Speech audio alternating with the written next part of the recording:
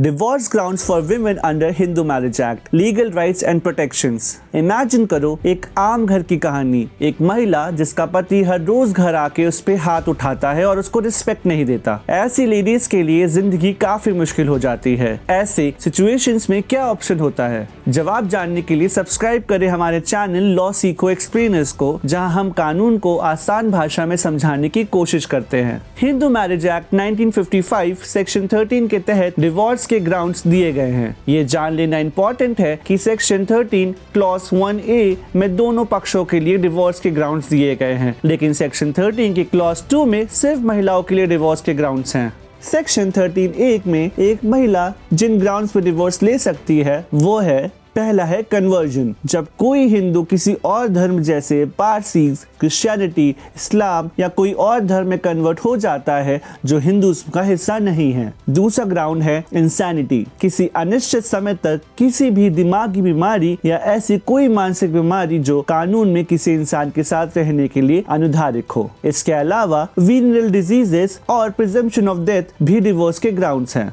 Section 13(2) में शामिल ground सिर्फ महिलाओं के लिए हैं, जैसे कि बाइगैमी, रेप, सोडोमी या बेस्टियलिटी। इसके अलावा डिक्री या ऑर्डर ऑफ मेंटेनेंस, जो कि सेक्शन 18 ऑफ HMA या section 125 of the penal code में कवर होता है। इन दोनों ही सेक्शंस में से कोई भी सेक्शन वाइफ को डिवोर्स का आवेदन दर्ज करने में मदद कर सकता है। दूसरा ग्राउंड ये भी है कि अगर वाइफ अलग रह रही है तो वो भी डिवोर्स फाइल कर सकती है। साथ ही अगर लेडी की शादी 15 साल की उम्र से पहले हुई है तो वो 18 साल की होने से पहले ही डिवोर्स फाइल कर सकती हैं। आखिरी लेकिन सबसे इम्पोर्टेंट डिवोर्स ग्राउंड ये है कि दोनों पति पत्नी कम से कम 1 साल तक अलग रह रहे हैं। याद रखें, ये बहुत गंभीर मामले हैं और डिवोर्स लेना एक बड़ा फैसला होता है। इससे पहले कि आप कुछ कदम उठाएं, जरूरी है कि आप अपने राइट्स और ऑप्शन को समझें। लॉ के तहत आपका सम्मान और सुरक्षा सबसे जरूरी है। Thank you for watching. ऐसी और जानकारी के लिए हमारे साथ जुड़े रहें और जाने से पहले वीडियो को लाइक, शेयर और चैनल को सब्सक्राइब करना ना भूलें।